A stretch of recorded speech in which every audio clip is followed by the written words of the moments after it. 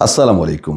এই যে ব্যাংকের কার্ড দেখতে পাচ্ছেন না, আমাদের অনেক প্রবাসীর কাছে একটা, দুইটা, তিনটা, চারটা ডেবিট কার্ড অথবা ক্রেডিট কার্ড আছে। ব্যাংকের কার্ড পকেটে থাকলে কিন্তু একটা উদ্দীপনা কাজ করে, একটু ভালো লাগাও কাজ করে না? কিন্তু এই ব্যাংকের কার্ড যখন আপনার জন্য বিপদের কারণ হবে, তখন সত্যি আফসোস করবেন। বর্তমানে অনেক প্রবাসী লেনদেনজনিত সমস্যায় ভুগছেন। অনেকের নামে নেয়ামাতে মামলা হচ্ছে, ফৌজদারি মামলা হচ্ছে, মানি লন্ডারিংয়ের মামলা হচ্ছে, অনৈতিক লেনদেনের মামলা হচ্ছে। আমি এখন রিয়াদে আছি, এমন কোনো দিন নাই যে দুই একজন এই ব্যাংকিং সমস্যা নিয়ে আমাদের কাছে আসে না পরামর্শের জন্য। দর্শক, আপনার কাছে ব্যাংক কার্ড থাকা মানেই যে আপনি যখন তখন যেমন খুশি লেনদেন করার সুযোগ নাই।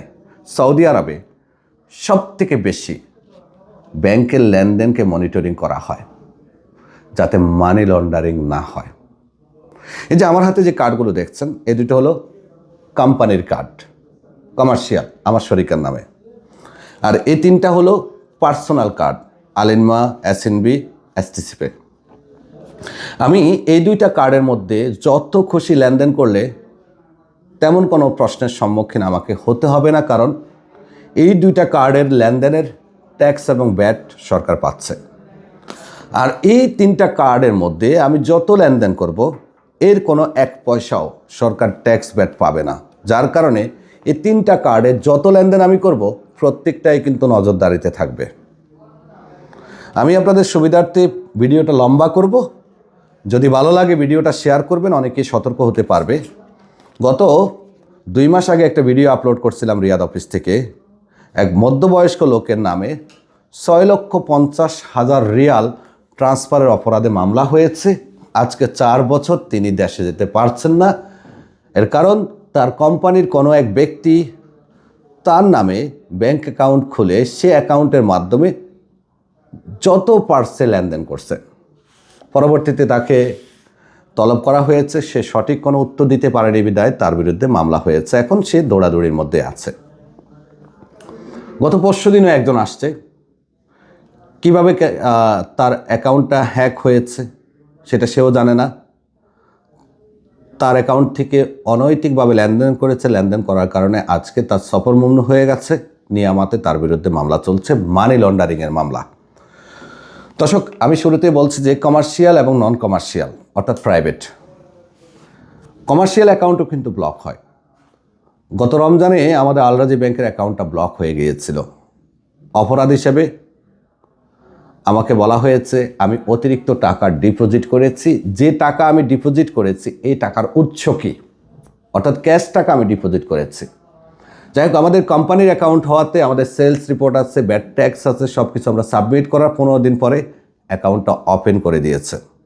কিন্তু আপনি যখন আপনার পার্সোনাল কার্ডে অতিরিক্ত টাকা ডিপোজিট করবেন, তখন আপনি কিন্তু জবাব দিতে পারবেন না। আপনাকে বলবে স্যালারি সার্টিফিকেট নিয়ে আসো কপিলের কাছ থেকে। আমাদের বেশিরভাগ প্রবাসীরাই কপিলের সাথে যোগাযোগ রাখে না, অনেকের ব্যাংকেই স্যালারি দেয় না। তো সেক্ষেত্রে তো আপনি আপনার অ্যাকাউন্টটা রিওপেন করতে পারবেন না। আর যদি অতিরিক্ত লেনদেন হয়, তখন তো আপনার বিরুদ্ধে মামলাও হয়ে যাবে। ডিপোজিটের ক্ষেত্রে খুব বেশি সতর্ক হবেন, কারণ ডিপোজিট ক্যাশ টাকা, এটা বেশি নিয়ন্ত্রণ করা হয়। কেউ ট্রান্সফার করলো সেটা অন্য বিষয়। ধরেন আপনার কোনো এক বন্ধু আপনার কাছে 1500 রিয়াল ট্রান্সফার করছে, সেখানে সে রিজন লিখে দিচ্ছে, এই কারণে আমি বন্ধুর কাছে 1500 রিয়াল ট্রান্সফার করতেছি। যখন আপনি ডিপোজিট করবেন, এই টাকাটা কোন উৎস থেকে আসছে এটা সরকার দেখে না। যার কারণে ডিপোজিট যখন অতিরিক্ত করবেন, তখন অ্যাকাউন্ট ব্লক হওয়ার সম্ভাবনা থাকবে। হ্যাঁ, তাই বলে যে একেবারে ডিপোজিট করা যাবে না এমন নয়। আপনার স্যালারি অনুযায়ী সীমাবদ্ধতার মধ্যেই সীমার মধ্যেই আপনাকে ডিপোজিট করতে হবে। এবার আসুন ট্রান্সফারের ক্ষেত্রে। ভাই, আপনার স্যালারি কত সেটার উপরে ডিপেন্ড করে আপনাকে আগাতে হবে।